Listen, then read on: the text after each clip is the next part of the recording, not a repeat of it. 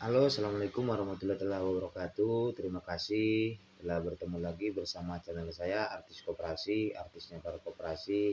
Di sini kita sama-sama belajar buat teman-teman semuanya, buat yang awal yang ingin mendirikan ataupun merintis usaha koperasi, bahan-bahan dasar ataupun bahan-bahan pokok yang diperlukan di koperasi simpan pinjam. Yang paling utama di koperasi simpan pinjam sebelum kita mengeluarkan, sebelum kita mencairkan dana kita dari ATM kita atau tabungan kita, paling utama memang yang perlu disiapkan yang betul yang dibilang dengan namanya duit. Yang kedua, kalau bisa rekan-rekan siapkan dulu yang namanya kupon tagihan ataupun buku tagihan, tergantung dari rekan-rekan ingin merek buku tagihannya apa, itu bebas, suka-suka hati rekan-rekan. Ingin membuat nama ataupun merek koperasi rekan-rekan apa, seperti yang saya bikin di sini, Koperasi Simpan Pinjam Regarja Utama dan Partner, Tangerang, Indonesia. Cuman di sini yang dulu sebelum saya usahanya gulung tikar masih ada sisa-sisa promis saya, karena saya dulu belum memiliki badan hukum, jadi saya tidak berani menulisnya di sini badan hukumnya. Yang paling pertama kita siapin dulu yang namanya buku promis ataupun buku tagihan. Ini yang pertama, dasar bahan pokok kita. Yang kedua, yang paling perlu kita siapkan juga yang disebut dengan namanya arsip tabungan ataupun buku tabungan. Buku tabungan contohnya seperti ini, Koperasi Simpan Pinjam, buku tabungan nasabah, KSP Regarja Utama dan Partner. Tertulis di sini nama, nomor anggota, pekerjaan, alamat, mulai masuk anggota tanggal berapa, nasabahnya mulai ngambil dengan kita tanggal berapa. Jadi sudah kita siapkan tadi promis, kita harus juga menyiapkan yang namanya buku tabungan. Kalau kita belum punya arsip tabungan, kegunaan fungsi buku tabungan ini banyak, menjaga saling kepercayaan dengan konsumen kita. Di sini tertulis data-data buat pengisian ataupun jaminan yang dipegang oleh konsumen kita agar konsumen kita percaya dengan kita. Di sini contoh kolom lembaran pertama tanggal pengambilan, nomor pinjaman pokok, contoh pinjamannya ibarat kata 500.000, potongan kantor di sini tertulis, tabungan, admin, potongan kantor, hasil yang diterima oleh si nasabah, bunga wajib yang harus diketahui oleh nasabah dengan tanda tangan kita. Baru nanti kita stempelkan. Itulah gunanya buku tabungan ini. Sudah promis buku tabungan. Buku tabungan ini kalau bisa kita berikan kepada nasabah kita, disuruh simpan baik-baik. Setiap pengambilan buku tabungan tersebut diberikan kepada kita, biar kita tahu tabungan konsumen kita sudah berapa, biar tidak ada di situ penipuan ataupun pembohongan terhadap konsumen kita. Nah, itu yang kedua. Yang ketiga, kita harus siapkan buku tulis seperti ini. Contoh, saya bikin namanya pokok bunga, rezeki, ataupun yang disebut dengan orang buku satu, ataupun buku pinjaman baru setiap perputaran bulan ke bulan.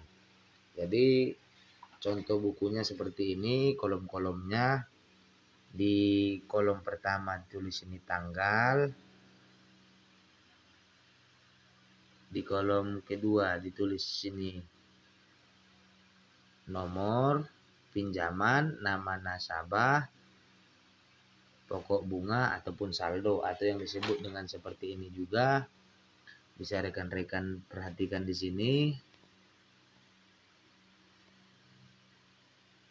Di sini tertulis tanggal, nomor pinjaman, pinjaman ke, nama nasabah, besar pinjaman, pokok bunga. Jadi tanggal di sini setiap nasabah kita berikan pinjaman, misalnya besok hari Senin, kita bikinlah dulu tanggal 29 bulan 8 2023 kita mencairkan pinjaman. Kita tulis di sini nomornya nomor 1, pinjamannya pinjaman ke 1 atas nama Bu Ima Suwati, besar pinjamannya 300.000, pokok bunganya berarti besar pinjaman ditambah dengan pokok bunga, maka terjadilah dia di sini 360.000. Ini contoh buku angsuran yang harus kita isi setiap hari untuk mengisi dan mengetahui berapa lagi angsuran dan pembayaran nasabah kita. Misalnya besok lagi kita tulis lagi di sini tanggal 30 siapa yang kita berikan pinjaman. Jadi setiap berapapun pinjaman pokok kita, bunganya itu dikalikan 20%. Nanti kita sudah mengetahui sampai ke bawah, misalnya penuh satu kolom, kita jumlah di kolom sini berapa uang yang kita cairkan, kita tinggal ngitung yang uang kita cairkan global ini, kita kalikan 120%, bikin jumlahnya ke sini, tinggal bikin pasti sesuai dengan jumlah di sini. Ini contoh kolom-kolom buku angsurannya. Ini buat tahap-tahapan dasar rekan-rekan ya. Nah, sudah itu kalau sudah masuk seperti itu lagi, sudah ada ibarat kata yang saya sampaikan tadi, kan kita sudah nulis di sini contoh nama nasabahnya, dia bakalan bayar di kolom pertama. Ketika bayar kita jumlahi ke sini. Ketika sudah kita jumlahi ke sini berapa total angsuran yang kita dapat, kita pindahlah ke belakang di sini sesuai dengan tahap-tahapan pinjaman baru kita. Maka kita bikin di sini. Di sini tertera saldo awal, pokok bunga. Nah, jadi yang di sini nanti kita tulis angsuran yang di depan tadi, contohnya Bu Imaswati pinjamannya 300, kita bikinlah di hari kolom yang pertama sini angsurannya 15.000. 15.000 kita isi di sini, nanti kita jumlahkan ke bawah. Kita isilah 15.000. Berarti itulah hasil yang dibilang dengan yang namanya starting. Jadi itulah yang dibilang starting rekan-rekan ataupun tagihan. Starting kita ketahuan berapa. Jadi inilah rumusnya lagi, saldo awal, ini pokok bunganya. Jadi buat rumus tutup buku ketika ibarat kata contoh modal kita 50 juta, ini contoh ya, ini contoh dulu. Kita belum punya buku 2, kita baru nyebar duit ke lapangan. Contoh uang kita 50 juta. Jadi kita tulis di sini rumusnya saldo awal. Saldo awal kita kosongkan dulu karena kita baru merintis usaha ataupun baru membuka usaha. Kita bikin sini pinjaman baru. Pinjaman baru kita ini berarti 50 juta. Kenapa bisa terjadi 60 juta? Berarti sini 50 juta dikali 120%. Itulah yang disebut dengan yang namanya drop. Setiap kita memberikan dropan atau pinjaman 50 juta berarti dikali 120%, menjadilah pinjaman barunya 60 juta. Berarti saldo awal, modal awal, kalau ibarat kata ada lembaran buku 2, kalau nggak ada kita kosongkan, berarti saldo awal ditambah pinjaman baru. Baru kita jumlahkanlah dia. Contohnya jumlahnya 60 juta. Nah, di sini dikurangkan tagihan. Tagihan kita dalam 1 bulan. Contoh 1 bulan kita pahit-pahit ya rekan-rekan ya. Kalau 2.500.000, kita bikin sini kali-kalinya 2.500.000. Kita kalikan di sini berat kata kan 50 juta. Kita memberikan duit satu hari ini habis 50 juta. 50 juta kita bikin target kita dikalikan 5%, berarti kali 5%. Berarti target kita satu hari mendapat uang 2.500.000. Ini kalau bayar semuanya. Kita bikin aja di sini pendapatan kita uang bersihnya 70% lah dulu. Kali 70% kita dapat uang murni. Berarti 1.750. Kita dapat tagihan rata-rata per hari. Gak mungkin kita ibarat kata dapat full, kita ratakan persentase kita 70% lah, wajib itu. Nah, kita kalikan selama 24 hari contoh. Berarti uang tagihan kita selama 24 hari berjumlah dia nominalnya 42 juta. Nah, di sini tertulis pinjaman baru kita tambah saldo awal jumlahnya 60 juta dikurangkanlah dengan yang namanya angsuran. Ketika sudah kita kurangkan dengan angsuran jumlahnya 18 juta. Nah, jadi 18 juta ini itulah sisa hutang-hutang nasabah yang ada sama kita. Soalnya yang 42 jutanya sudah kita ambil uang tunainya ataupun uang kasnya. Sebab di sini yang 42 juta ini sudah kita ambil dari situ. Biaya transport kita, biaya makan kita udah diambil di sini. Dikurangilah. Jadi jumlahnya terjadilah di sini 18 juta lagi uang yang ada di lapangan. Jadi yang namanya koperasi pasti ada potongan macet. Itu yang dibilang sedekah kita ibarat kata buat nasabah yang macet yang betul-betul tidak ketagih dengan kita. Cara mengambil potongan macet itu 1% dari dropan global. Contoh 1 bulan ini kita memberikan pinjaman dengan nasabah 50 juta. 50 juta kali 120% berarti 60 juta lah rata-rata. Saldo kita bertambah dikalikan 1%.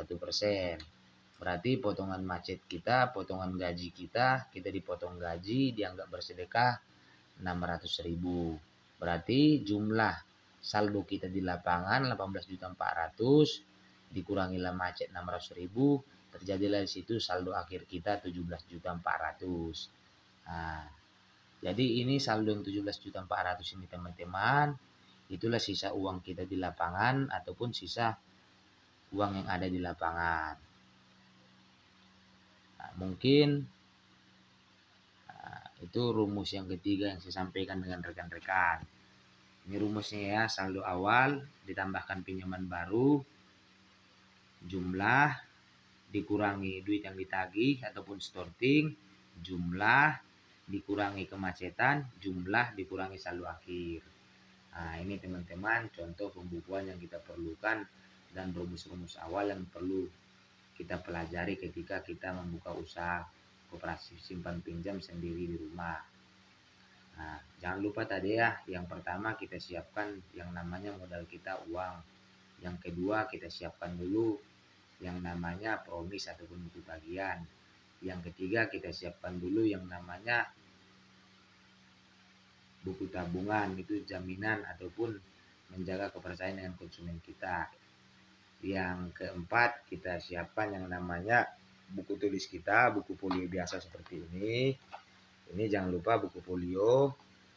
Ketika buku folio tersebut sudah diisi, kita lengkapilah di sini, kita bikin namanya di sini contoh tanggal, nomor pinjaman ke, nama nasabah, besar pinjaman, pokok bunga.